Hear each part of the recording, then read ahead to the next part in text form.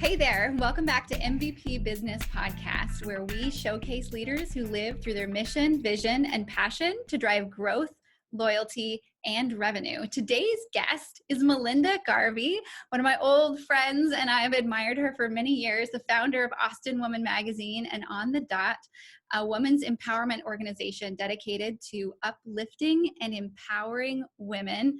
In her interview series, Melinda sits down with some of the most intriguing and inspiring female role models in the world today. Speaking of female role models, Melinda is at the very top of my list, and I'm incredibly honored to know her and to have her here today. You might notice that there's a beach scene behind Melinda's head. We'll be launching this pretty soon, but once things are online, they live forever. And so the context sometimes gets lost. But tell us why you're at the beach today. Well, and this is just a beach scene. I could turn my camera around and show everybody the ocean. That might be more fun to look at than me anyway. But yeah, we are actually in Galveston.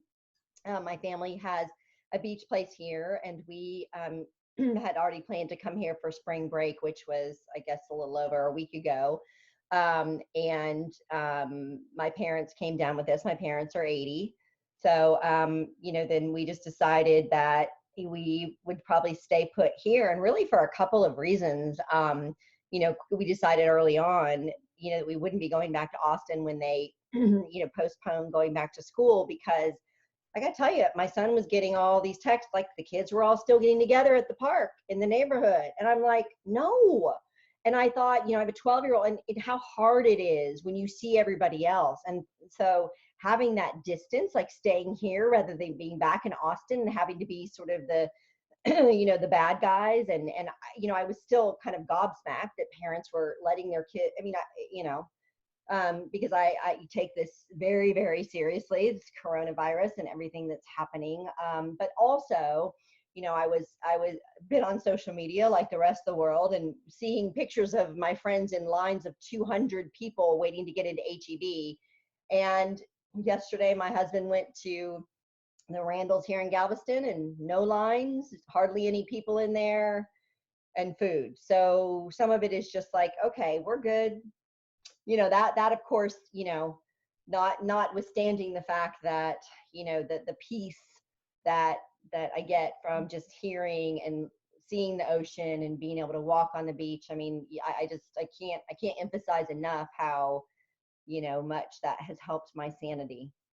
Absolutely. We live out in Driftwood. We're not at the beach, but we are trying to take as much, now that it stopped raining, opportunity to get out and walk through the woods or ride their bikes and things like that, which kind of provide that connection back and peace that we hadn't been getting in life, but also now that we're not able to have the social connect, the face-to-face in-person social connections that we had. Let's connect to nature. Let's get back and kind of find our space again. And I think that's one of the small gifts that we can provide ourselves in this very different time. Yes, absolutely. Well, that's the context in which we're having this conversation. So yeah. I find it interesting that these conversations have shifted a little bit in the last couple of weeks, and I'm actually really liking it a lot because people are talking more from their heart and their feelings, and not just from the business perspective. So I'm interested to see how this conversation shapes out, and how you feel like it might be different this week versus 2 or 3 weeks ago. There's a lot of emotion. Don't you worry. I know, it's always there. So you're on a mission to highlight, discover, and empower female role models, and you have been for a really long time. Tell us what brought you here and what you were like as a little girl. Well, gosh. So, I think that, I hate to say I sort of stumbled into this, but I did somewhat. I mean, I will say that, starting with growing up, I was one of those kids that was always told I could do whatever I wanted to do. both my parents, encouraged that. Certainly, their expectations of me were as high as they were of my brother. So I didn't really, I had all that really great, I don't know, I just call it that baseline, right? Of I didn't have, it was a baseline of equality. Certainly, my parents, the way they interacted, although my mother didn't work full-time outside the home. She did a few things and some grant writing, but really mostly volunteer work. Certainly was treated every bit as an equal. And in fact, my mother really was the one who made all the decisions, financial and other, and even though my father was the one, so they always had a very equal relationship. So I think I just really had that foundation of that's just what I knew, right? And I didn't ever have those things that were holding me back. So when sort of presented with an idea, and really you've got to flash back to it's a long time ago now, because the magazine's going to be 18 in September, if you can believe that. Like sometimes I'm like, how is this possible? But, flashback to early 2002, and I had only been in Austin about 8 months. I had moved here because a dear friend lived here, and I came to visit her, and I loved it, and it was just so much fun. And we were sitting outside in February because it was 70, and, it was just really awesome. And so I had applied for jobs, and I got this really great job on paper. Anybody ever had one of those, right? One of those jobs that's like really freaking fabulous on paper. It was a great salary. They gave me an apartment for 6 months, et cetera, right? I mean, all my skill sets, supposedly were being used, and they wanted somebody with a master's degree, and check, all those things. And then, which turned out to be absolutely the most hideous, company, job, people, just experience of my whole career, and here I was 10 plus years, successful years into a career. So, that really kind of takes you back, right? You sort of hear the wheels screeching like, yeah, this is what I thought happening here. Oh, no. Everything was going so well, and all of a sudden, and how did I get here? Yeah. And so I was out one night and having wine with some girlfriends and just lamenting this situation and sort of trying to figure out what my next move was. And I just had to get out of this situation. And one of my girlfriends had just gotten back from Des Moines, Iowa.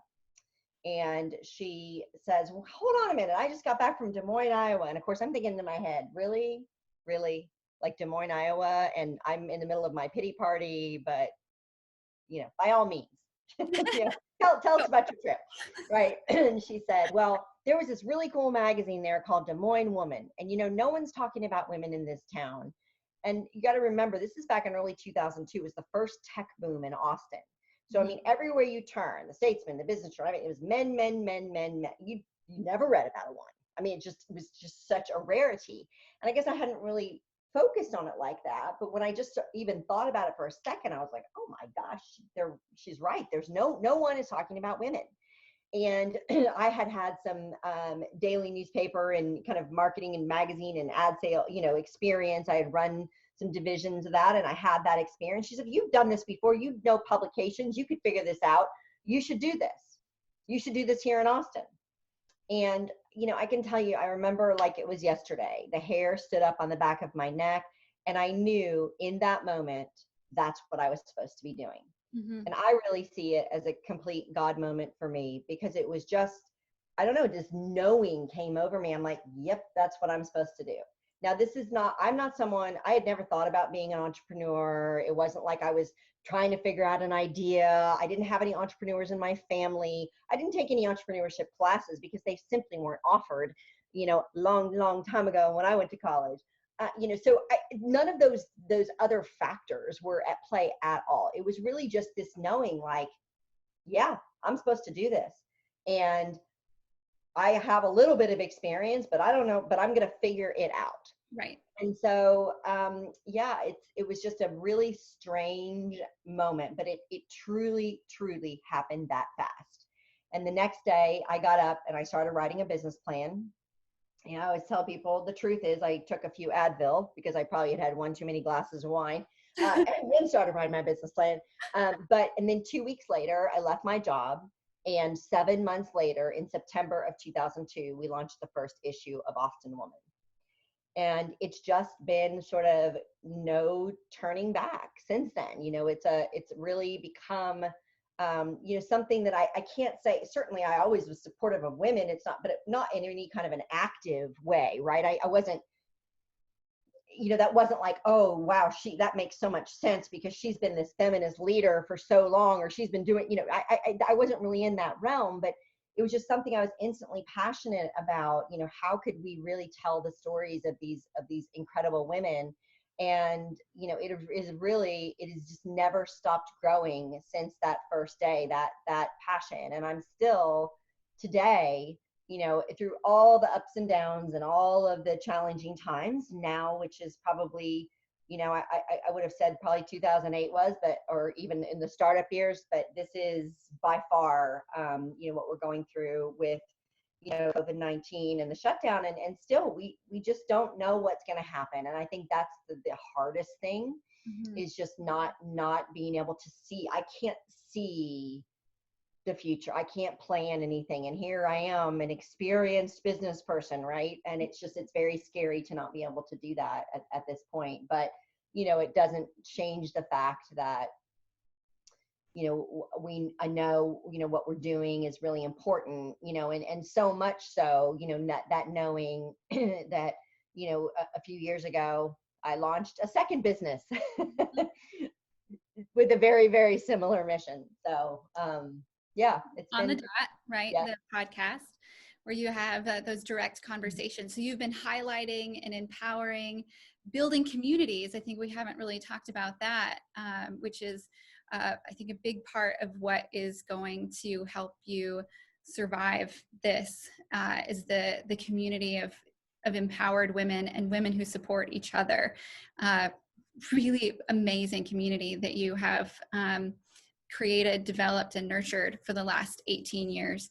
And with the conversations you're having on the Dot, the publication of highlighting those wonderful women who are makers and changers and just really phenomenal people, and then the events that you and your team put together. It started, I think, with like Tiara Tuesdays, just like we're going out and drinking champagne or whatever and hanging out. And then now you have some of the most phenomenal women from around the country and the world come and speak at your events. And I don't know if you remember, you may, that we met probably right about a year after you started, or somewhere in that time frame. Mm-hmm. Yeah, it was early on, I know. Yeah, and it's been really amazing to watch the organization and you grow and change, and all the people that that have surrounded you, and you've stayed so grounded and passionate and beautiful and strong in your mission. One of the reasons that I wanted to have you on was not just all of that, but I'm not sure if I would be here today if it weren't for your 15-year anniversary party. And I wanted to tell you that I'm wearing my noonday necklace. Oh, yes, okay.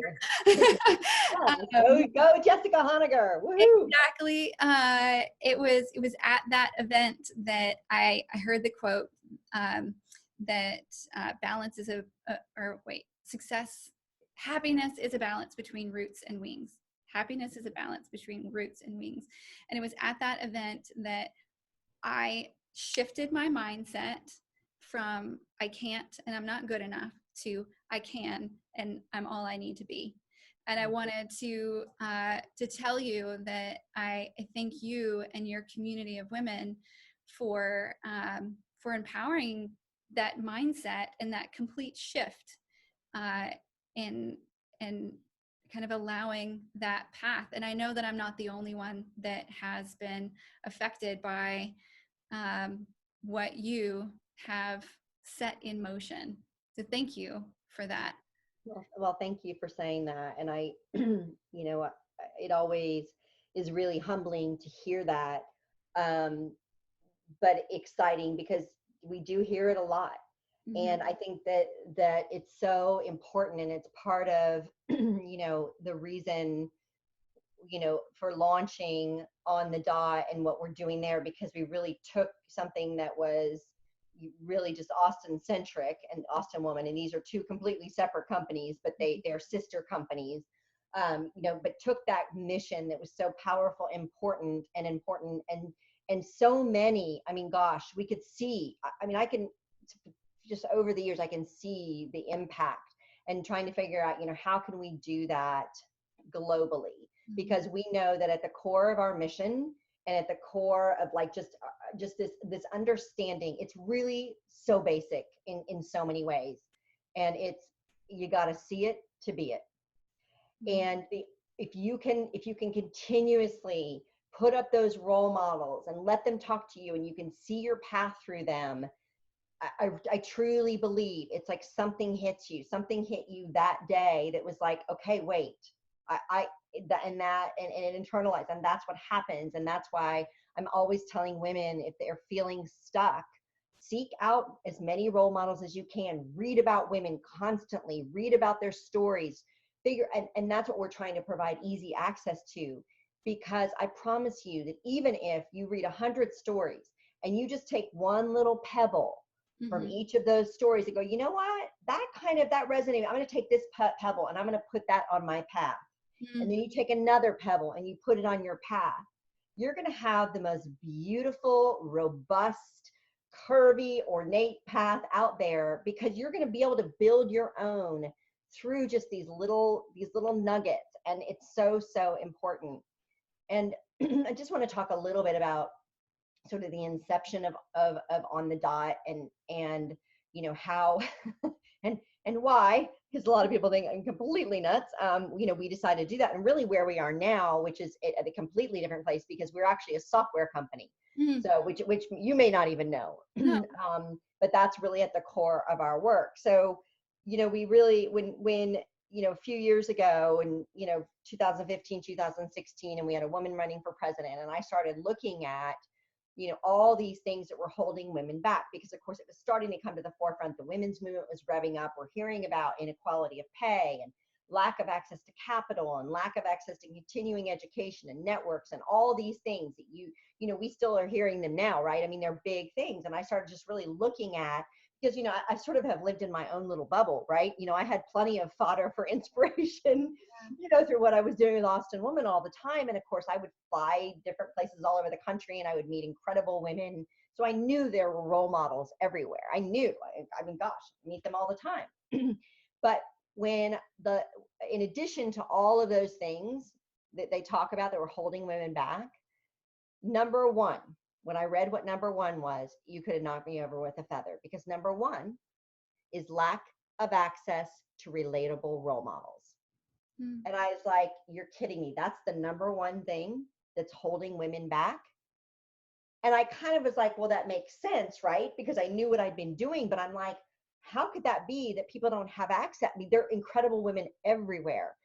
But what we weren't seeing is those stories, right? In the media, it's all celebrity driven, and I love Oprah and Sheryl Sandberg as much as the next person. I really do. You see them at their apex. You don't hear their journey, right? That's right. It's very, very difficult to believe, okay, I could get there. It's too, you have to see the women along the way, right? In all different levels. So yes, we need to see them, but we also need to see the woman who's maybe just one level up from you. Maybe she, got out of bed this morning, and you could, well, that's great. She's a role model for you.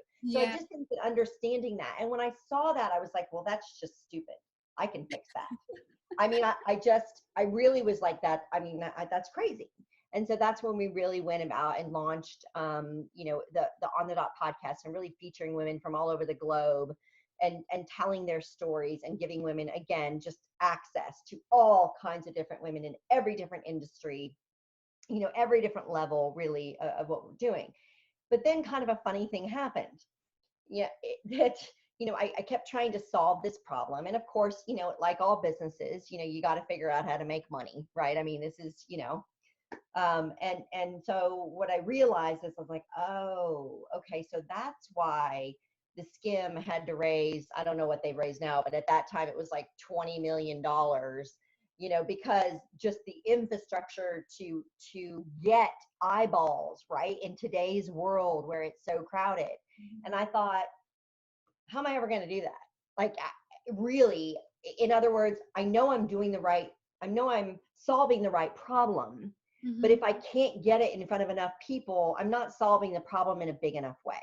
Right. And so about that time, I was being asked to speak at big companies, Cisco and Dell and GDIT and Lenovo, just different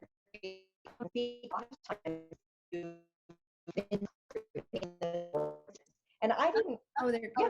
I lost you for I didn't want to lose this next part. Oh, okay. Good now. So okay. Am I good? Okay. Sorry about that. So, I've been asked to speak at all these big companies, and I started to get to know a lot of corporate women. That wasn't really in my wheelhouse, right? I mean, I knew some corporate women, but I knew mostly entrepreneurial women, right? And business owners. That just wasn't my world. And that's when the real blowback came. Because are far, far more siloed and talk about lack of access to role models in corporate America. I mean, it's incredible. And I realized how much bigger the problem was within these organizations. And then I realized how much easier the solution could be within these big organizations.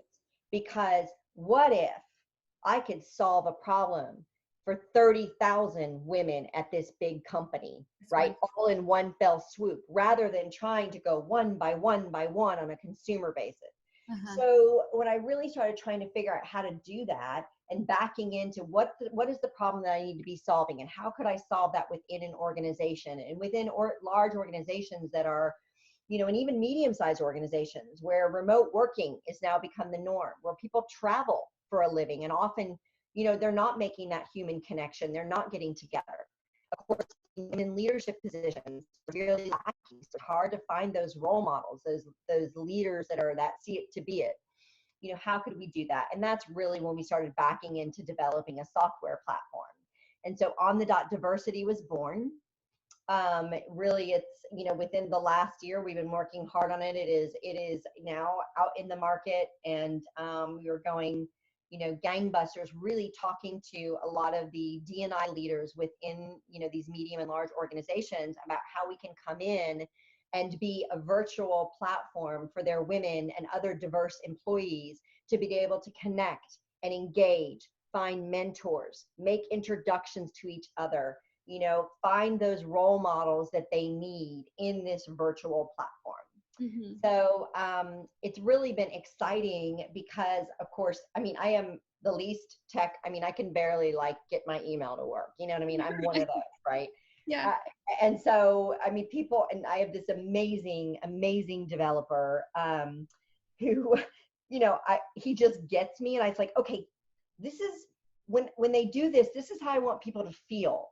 And he's like, gotcha, Melinda. I was like, now there's a widget for that, right? And he's like, yes, there's a widget for that. I mean, it's like a joke between us. Magic wand. Yes, exactly. And then, I've teamed up my COO, Leslie Steva, who's a former entrepreneur, but also had a long time corporate background. And she's exponentially taken us to a new level of really understanding sort of that inside the corporate mindset and how we can do that. And really came at it from oh my gosh, I wish I had had this when I was at Dell. I wish I had had this when I was at IBM, and how hard it was for her to and certainly, and even hard for her, someone as an extrovert, and a connector, to actually make things happen in a big organization. So we really set out to solve this problem. And I will say that I have never been more proud of anything, and probably because it's one of those things where I never thought ever in my life, if somebody said to me, you're going to have a software platform. And in fact, a year ago, somebody says to me, so Melinda, what you're describing to me, so you're a SaaS company. Oh, right. And I look at them and I'm like, I'm sassy. Yeah, I'm sassy. I didn't know what the heck they were talking about. And for those of you who don't know, don't be embarrassed. It's software as a service, because truly, I didn't know what that meant a year ago. But what the exciting thing is, it didn't matter, because all of the things you're talking about, and you talk about sort of these communities that I've built, Mm-hmm. that's what I know how to do. Right. And there's no reason I can't do that within a big company. And now what's happening is, of course, you've seen this diversity and inclusion movement happening within companies. And it's because it's a business imperative. Right. They're losing women and diverse employees at such a fast rate. There is an employee shortage. It is truly, their profits are higher when women and diverse individuals are in leadership positions. Like, they're starting to understand the metrics behind this. Mm-hmm. And now the companies are saying, okay, we're really committed to solving this. So I think it's a super exciting time to be involved, because again, at its core, the mission is exactly the same as the very day that we started Austin Woman. Mm-hmm. Because it just is translating how to make that impact, in a virtual world, which, think about how we're living now, right? Right. I mean, I've had a couple companies say to me, oh my gosh, I wish I had this now, because all of my employees are remote and people are struggling. There's just a lot of psychological fear out there and what's happening, and to not be able to connect, with other peers and other mentors and leaders is a real challenge in companies right now. So we're super excited about what the future holds, but it's been a little bit of a wild ride, Absolutely. So I think that's one of the things that I've found really interesting, in exploring MVP business, is that when leaders like you, they know what their mission is, they know what their vision is, and they're passionate about it, the right people come to them and the solution finds them. You don't necessarily have to immediately have the proven path, but the path unfolds in front of you. Like you said, you find a little beautiful pebble here and a friend here, and then this friend brings you this resource. And not to say that it's easy, Yeah. but you're willing to work so hard because you're so passionate about it. And I just in the little bit that we've interacted since you've started it, I can see, like, Austin Woman Magazine, you were really passionate about that and you got it going, and now you have this team that's doing a great job. And now you have this new platform to expand it, and that passion is reignited, and you're just like, yes, I need to do this, and I'll work hard, and how do I make this happen, and who do I need to know, and who do I need to talk to? And it's just really fun to watch. And because of that, I feel like the passion will get you through this and other challenging times, because there's no way you're going to let anything stop you. Well, from your mouth to God's ears, that's all I have to say. It is interesting. I mean, a couple of things. I think that I remember thinking when I first started doing this, because I'm just in the middle of raising another round of investment as well. Okay, they're going to want to, they're not going to want to invest because I'm a software developer. This is what I was thinking early on. Like, I was worried about that. The investors are so happy that I am not a software developer trying to then, I see, I am identifying a problem. I mean, I'm coming at this from such a different place, trying to solve this problem. And I think the way we've solved it is so different and creative, vis-a-vis, there are very few competitors in the market, but even vis-a-vis our close competitor, just totally different.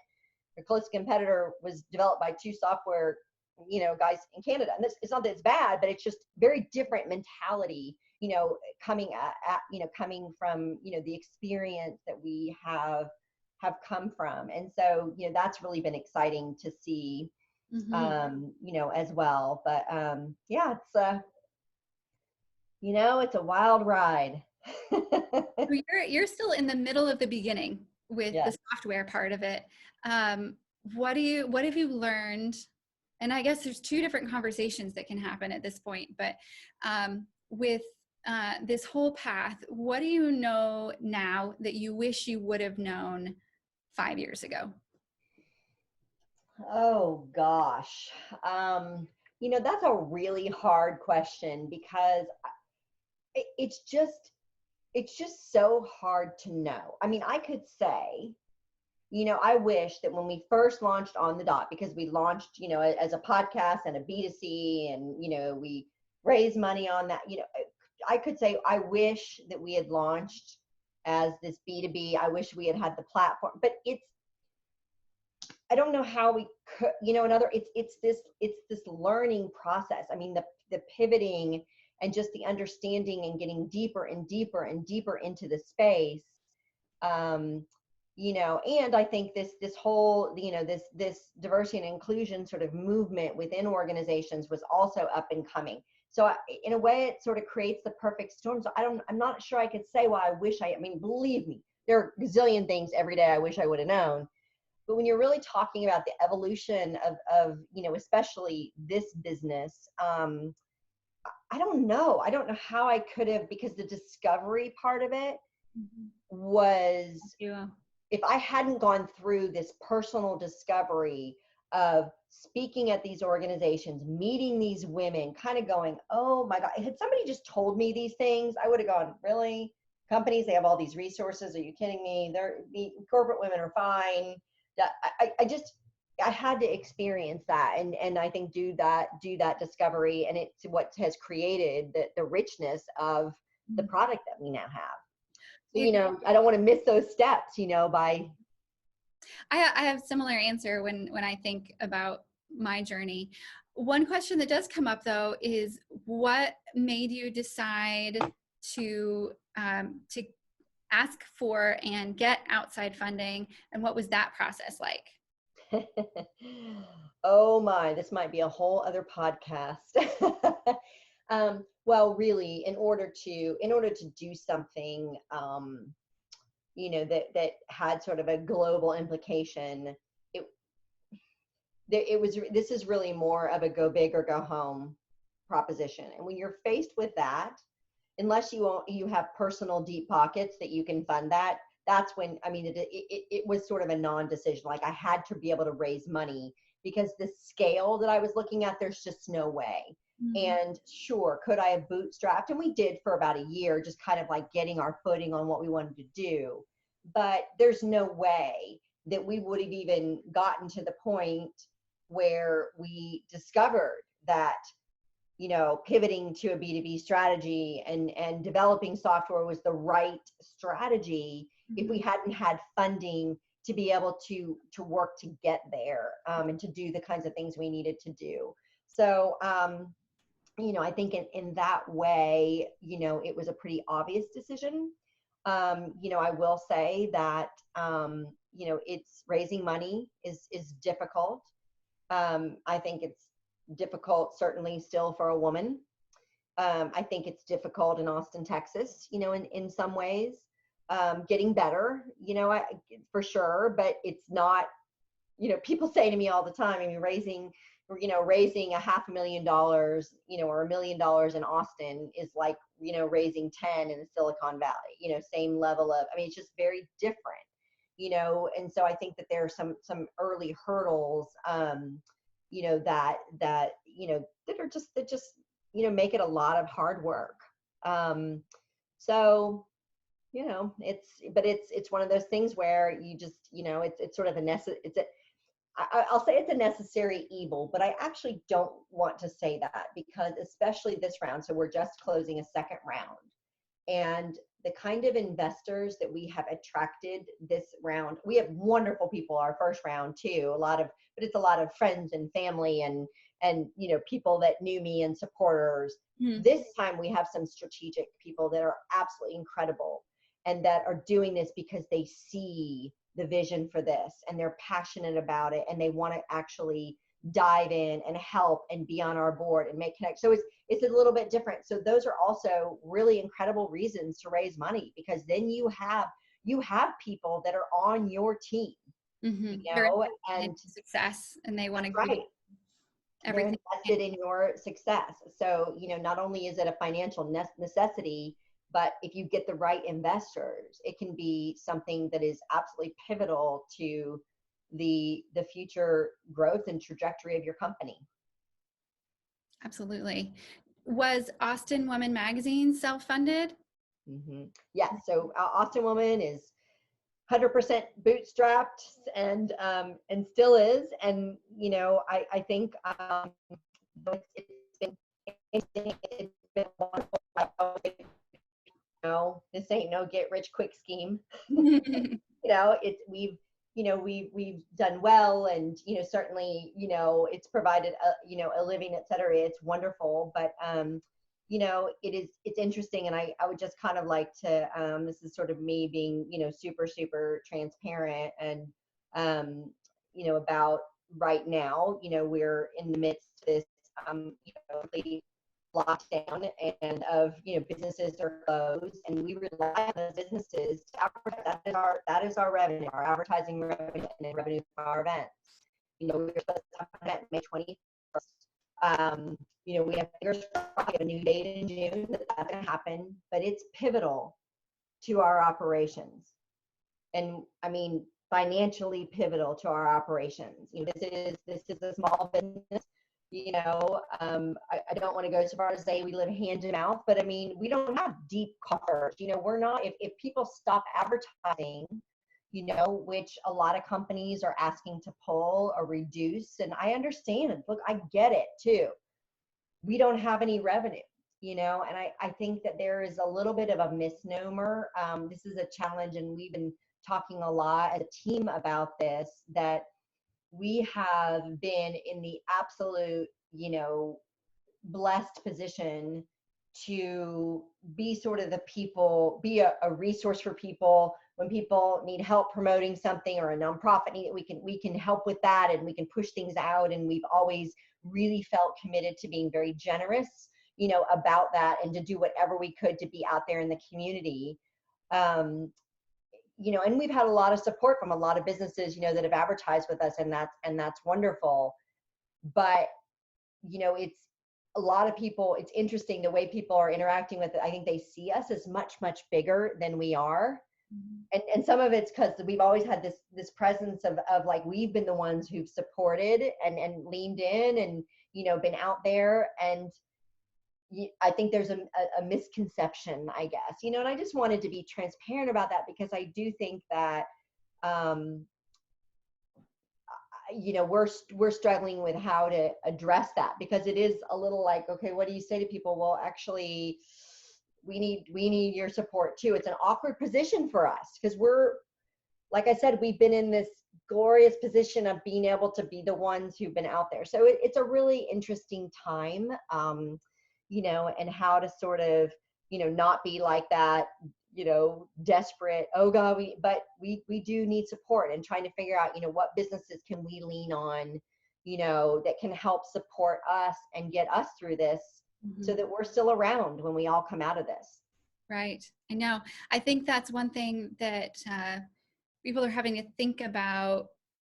Some people are, and some people aren't. I think because I'm in the marketing and advertising space, most of the people in that sphere realize fully that where you put your dollars on a day-to-day basis matters personally, but also from a business standpoint, you know, what you support, what you invest in, you are lifting up, whether you realize it fully or not. You know, it's as simple as you know, the restaurant that you go to, are they the ones that are sponsoring the baseball games, you know, in your community?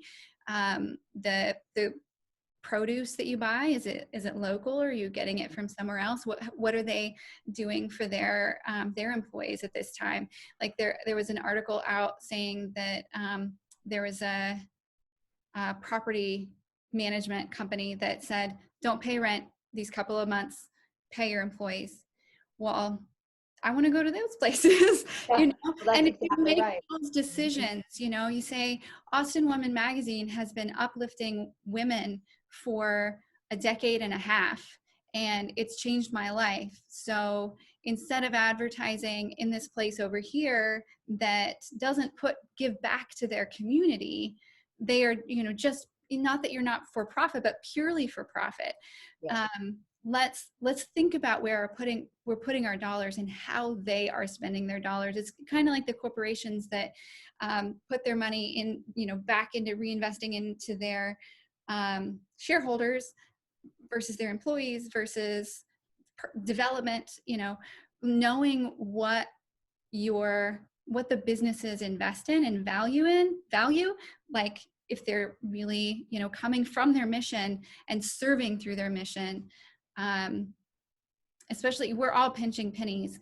Yep. So why not put your pennies where it matters? Yes. And it's we're actually, we've been, and this has been a really hard thing. I mean, we haven't fully really even launched it because we felt awkward about it, right? We feel awkward asking, but we sort of have put together this campaign to kind of help lead in and support being awesome woman. You've been free for 18 years, and we will continue to do that. Everything comes to that, hoping that people could lean in a little bit. We also want to make sure that our magazines get out to readers. And so, if someone wants to, we've never really offered subscriptions before because we've sort of been everywhere and we have a big online presence, but if people want to have those copies mailed to them. So I'll give you the link to include with this, that if people want to, if they want to keep, getting that and they feel, moved to support us, or if we just even, any little bit helps so that we continue, helping and helping the community and giving back and paying our employees and doing all the things we need to do. So. Yeah, absolutely. Well, hopefully your advertisers will see that that community support come through and know that that they want to continue being connected and seeing those empowered women and seeing how those women react during this. We want to read about what their leadership style looks like, who is like you reaching out and saying, I want to pay my employees, I want to keep them, I love them, instead of saying, how am I gonna survive this? Right. So yeah, we'll do everything that we can to support you and all of those wonderful women that you support. Thank you. I really appreciate it. Yeah, absolutely. Tell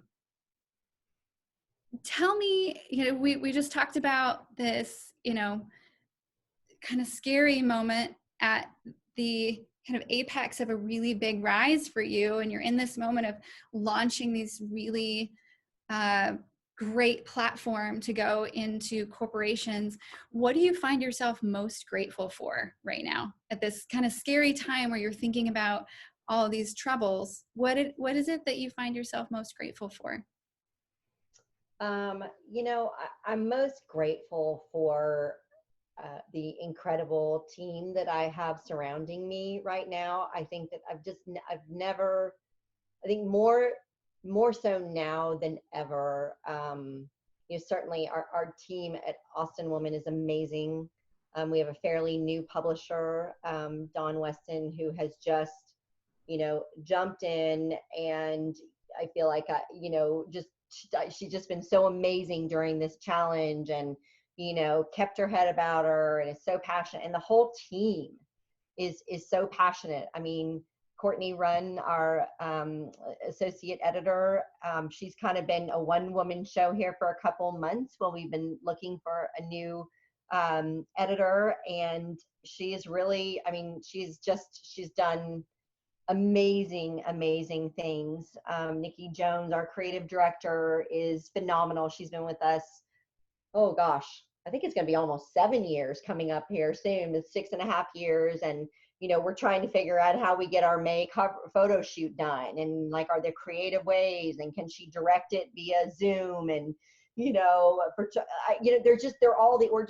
brainstorming on all of these ideas. And so I think it's been a really, in the sales team, my gosh, think about how crappy it is to be a salesperson right now and to call people, but they're going for it. And we're trying to figure out what deals that we can get that will really help people, with also being mindful that everybody's, so it's just like dancing on the head of a pin. And then on my, on the Dot side, gosh, I mentioned my developer, Cameron, who's phenomenal, and Leslie, who's been, just amazing. And we're kind of just all soldiering through. So, yeah, and then I've got Andrea, who's continuing to put out social media and find positive, just really trying to continue to find those positive, uplifting things, because I think that that's really what we're about, is not to be this Pollyanna, like, oh, let's just all talk about the pretty things, the nice things.